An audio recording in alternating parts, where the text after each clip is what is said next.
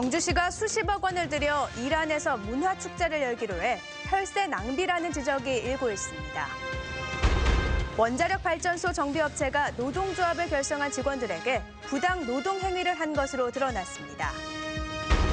포항중앙초등학교 신설을 위해 노력한 학부모들의 활동비를 장학금으로 기탁했습니다. 여러분 안녕하십니까? 경주시가 수십억 원을 들여 일안에서 실크로드 코리아 일안 문화축제를 개최할 예정이어서 시민 혈세 낭비라는 지적이 일고 있습니다. 특히 사드 문제로 중국 관광객이 급감하고 구제역과 AI 현안이 산적해 있는데 시장과 시의원 등이 해외로 떠나 논란이 일고 있습니다. 김형일 기자가 보도합니다. 경주시는 실크로드 코리아 일안 문화축제를 3월 11일부터 나흘간 일안 이스파한시에서 개최합니다. 행사 예산은 20억 원으로 60여 명 규모의 공연단과 함께 시장과 시도의원 등 총 174명의 문화사절단이 참여합니다. 하지만 정부기관도 아닌 지방자치단체가 수십억의 시민 혈세로 왜 일안까지 가서 문화공연 행사를 벌이는지 논란이 예상됩니다. 특히 경주 엑스포 해외 공연을 통해 이미 2차례 경주 해외 홍보 활동을 펼쳐왔지만 기존에 과연 어떤 효과가 있었는지는 의문입니다. 또 올해 11월 베트남 호치민 엑스포가 예정된 상태에서 일안 행사까지 개최해 예산 낭비라는 지적이 제기되고 있습니다. 시의 예산을 들여가지고 이제 이런 무리한 행사를 진행한다는 그 자체가 벌써 문제가 있는 거고, 그러니까 뭐 이란하고 갔다가 내는 베트남하고 갔다. 그럼 남들이 보기엔 시민 세금으로 해외 여행 가는 것밖에 안 되는 거거든요. 특히 이란 측은 향후에 답방 형식으로 경주에 문화사절단을 보낼 계획조차 현재 없는 것으로 밝혀졌습니다. 더구나 사드 문제로 최근 경주를 찾는 중국 관광객이 급감하고 있고 구제역과 AI까지 경주 지역에는 현안이 산적해 있습니다. 이 때문에 시장과 시의원, 공무원 등으로 구성된 사절단이 이런 시기 자리를 비우는 것이 적절한지 논란이 일고 있고 공연단까지 포함해 항공 숙식 비용만 총 4억여 원이 드는 상황에서 대규모 사절단이 꼭 필요한지 의문입니다. 관광 사절단처럼 이렇게 많은 인원이 동원돼 가지고 경주를 알리기 위해서 꼭 가야 될 이유가 있는지, 그래서 이것은 예산이 매우 많이 드는 이런 소비성 행사로서 이건 하면 안 된다고 생각을 합니다. 이에 대해 경주시는 행사가 지난해부터 기획돼 취소나 연기가 불가능하고 일안 이스파한시는 유서 깊은 역사 도시로 이번 축제를 통해 경주와 긴밀한 우호 협력 관계를 맺게 됐다고 밝혔습니다. 페르시아의 수도였던 이스파한시와 함께 문화축제를 개최함으로써 양 도시 간의 교류와 우호를 증진하고 실크로드 국가의 경주를 알리는 데 그 목적이 있습니다. 효과가 미지수인 경주시의 국제협력 행사를 이유로 시민들의 아까운 세금이 줄줄 새고 있습니다. MBC 뉴스 김혁일입니다. 포항환경운동연합은 포항시가 형산강 프로젝트로 추진 중인 효자 1지구 하천 정비공사와 친수공간 조성공사가 흰꼬리 수리와 고니 등 멸종위기 야생동물의 서식처로 훼손하고 유광취수장을 오염시킬 수 있다며 대책을 촉구했습니다. 이에 따라 포항시는 겨울 철새들이 이동할 때까지 공사를 중단하고 형산강 전역에 대한 조류 모니터링을 진행하는 등 멸종위기 야생동물에 대한 보호 대책을 요구했습니다. 또 형산강이 중금속인 수은에 심각하게 오염된 걸 확인하고도 오염원 파악과 재발 방지 대책을 제대로 마련하지 않고 있다며 형산강 프로젝트가 자칫 형산강 난개발로 전락할 수 있다고 우려했습니다. 소강 상태를 보이던 AI가 전라도 지역을 중심으로 확산되고 있는 가운데 경북은 청정 지역을 유지하고 있습니다. 전북 고창의 발병 농가를 다녀갔던 차량이 경주, 김천, 영주, 의성 7곳의 농장으로도 출입한 사실이 확인돼 이동 제한 조치가 내려졌지만 지금은 모두 해제됐고 현재 영천과 경주 2곳의 농장만 이동 제한이 유지되고 있습니다. 경상북도는 그러나 AI가 확산되고 있는 만큼 차단에 최선을 다하고 있다고 밝혔습니다. 구제역은 소강 상태로 접어들어 위기 경보 단계가 어제자로 심각에서 경계로 한 단계 낮아졌습니다.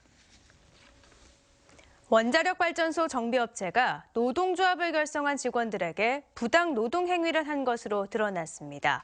또 원전 건설에 참여한 하도급 업체들이 줄줄이 적자에 허덕이고 있습니다. 김기영 기자가 보도합니다. 원자력 발전소 정비 전문 업체인 수산 인더스트리. 지난해 4월 노조를 만들어 76명이 가입했는데 1년이 채 되지 않은 지금 35명이 남아 절반 이상 탈퇴했습니다.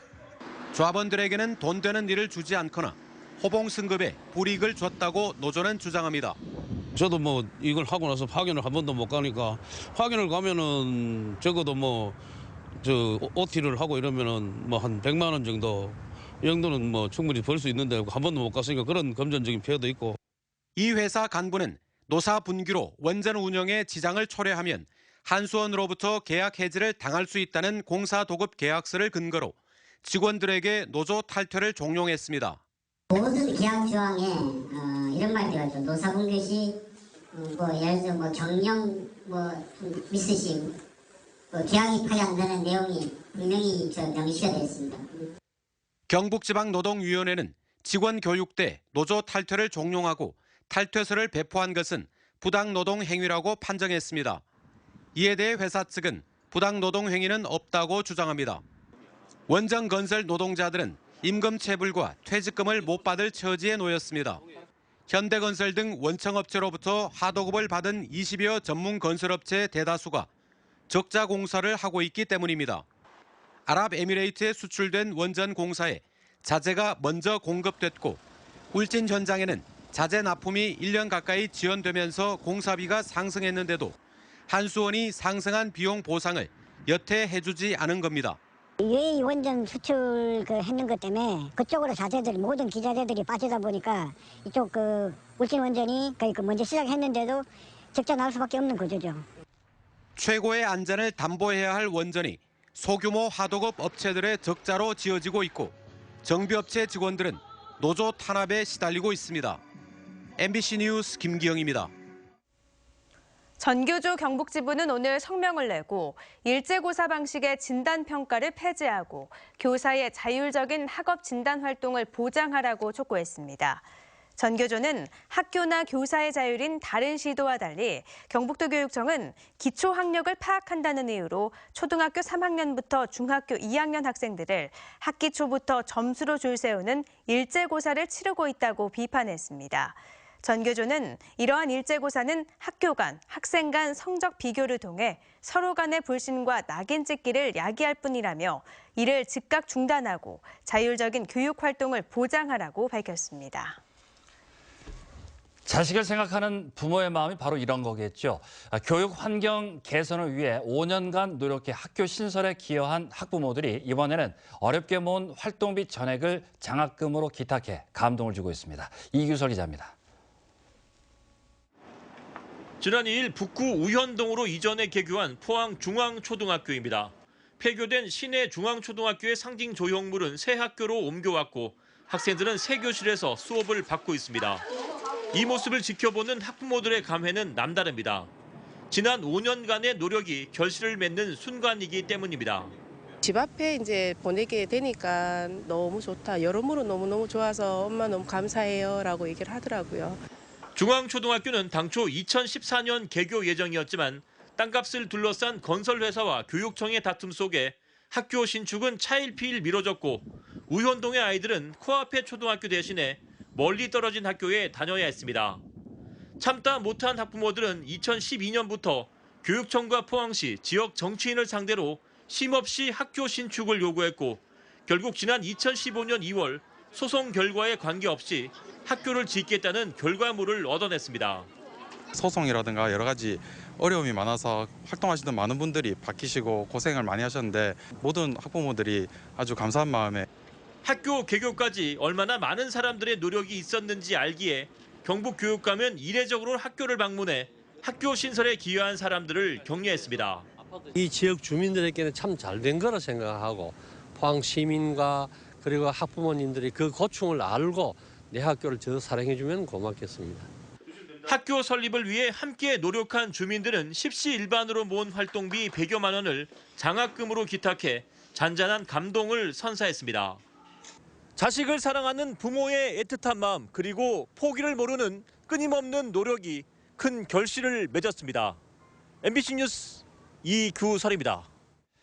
교육부에 따르면 연구학교로 지정되지 않은 채 역사 국정교과서를 쓰겠다며 신청한 곳이 대구 6곳, 경북 19개 학교로 나타났습니다. 이들 학교들은 대부분 학생 수보다 적은 권수를 신청해 국정교과서를 참고 자료로 쓰거나 학교 비치용으로 활용할 것으로 보입니다. 교육부는 또 국립중고등학교 등에도 20권가량의 국정교과서를 배포하기로 해 연구학교 신청이 저조하자 편법으로 보급하고 있다는 지적을 받고 있습니다. 대구지방고용노동청에 따르면 지난해 대구 경북 지역 서비스업 사업장에서 재해를 당한 노동자는 1,070여 명으로 전년도와 비교해 9.6% 늘었고 특히 사망자는 16명으로 2배나 늘었습니다. 업종별로는 음식 숙박업이 29.8%, 도소매업 15.8%, 건물관리업 11.9% 등의 순이었고 재해 유형별로는 넘어진 사고가 28.1%, 이상온도 접촉 13.2%, 추락사고 10.1% 순입니다. 대구고용노동청은 이달에 집중적인 홍보와 교육에 나선 뒤 다음 달부터는 집중 감독과 함께 법 위반 사업장은 엄벌할 예정입니다. 포항상공회의소와 한국은행 포항본부는 오늘 중소기업 육성과 정책자금 지원 활성화를 위한 업무 협약을 체결했습니다. 오늘 협약은 포항상의와 한국은행 포항본부, 중소기업진흥공단, 포항창조경제센터 등 6개 관련 기관이 참여해 중소기업 자금 지원을 원활하게 하기 위해 마련됐습니다. 또 지역 중소기업 대표들을 대상으로 금융지원제도에 대한 9개 기관 합동 설명회와 기업 상담도 열렸습니다. 오늘 오후 5시쯤 포항시 북구 양덕동 산가 골목에서 건설 자재를 내리던 덤프트럭이 전신주와 충돌했습니다. 이 사고로 전신주 2개가 잇따라 넘어지면서 화로 운반차를 덮쳐 차량이 크게 부서지고 이 일대 상가가 정전돼 지금까지 복구되지 않고 있습니다. 경찰은 덤프트럭 운전자가 건설 자재를 내리기 위해 짐칸을 들어 올리다 전신주를 넘어뜨린 것으로 보고 정확한 사고 원인을 조사하고 있습니다. 교통사고 현장에 달려가 인명구조를 도운 포항중앙고등학교 학생들이 표창장을 받았습니다.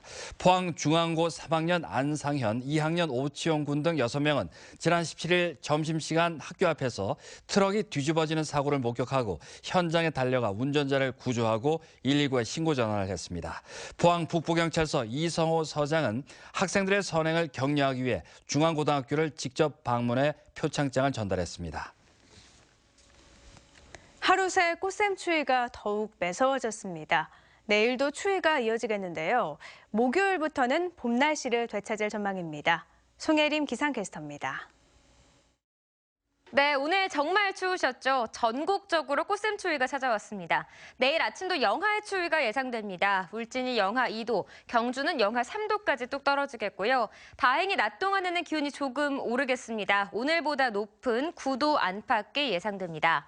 목요일부터는 날이 풀리겠고요. 주말에는 온화한 봄 기운이 감돌 것으로 예상됩니다. 이번 주말 야외 나들이를 계획해보시는 것도 좋겠습니다. 한편 울릉도와 독도 지역에는 이미 많은 눈이 내려 쌓인 상태입니다. 밤에 잠시 소강 상태를 보이다가요. 내일 새벽 다시 눈이 내리겠고 아침이나 돼야 눈은 모두 그칠 것으로 예상됩니다. 자세한 내일 날씨입니다. 내일은 하늘에 간간히 구름만 지나겠습니다. 아침 기온은 영하까지 떨어지겠고요. 낮 기온 9도 안팎을 보이겠습니다.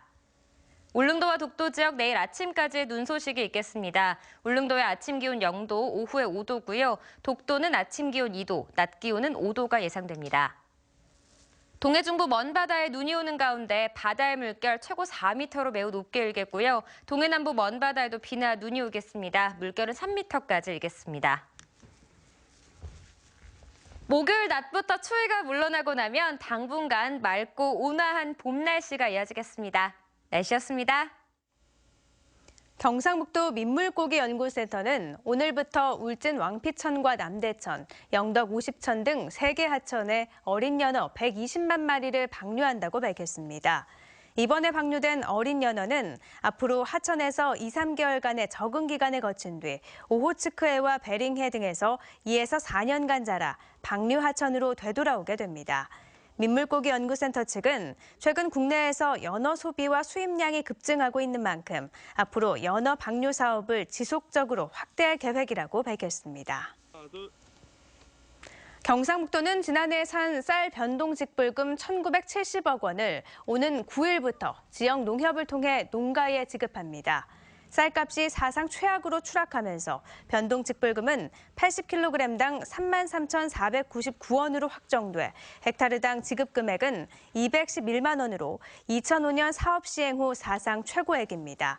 지급 대상은 울릉을 제외한 22개 시군 11만여 명이며 상주시가 가장 많고 다음은 경주, 의성, 예천 순으로 많았습니다.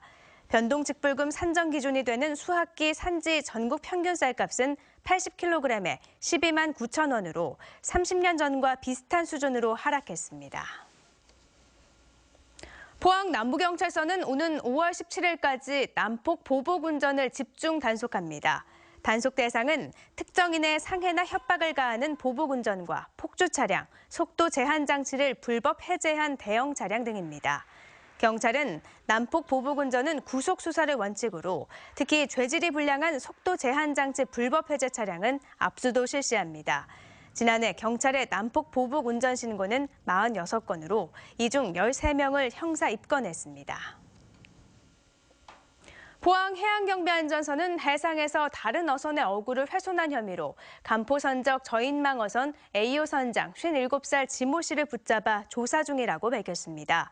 해경에 따르면 지 씨는 지난 5일 오후 1시 20분쯤 울진군 후포 북동쪽 20km 해상에서 다른 어선의 대게 자만금을 6틀을 훼손한 혐의를 받고 있습니다. 네, 이상으로 포항 MBC 뉴스데스크로 마치겠습니다. 여러분 고맙습니다.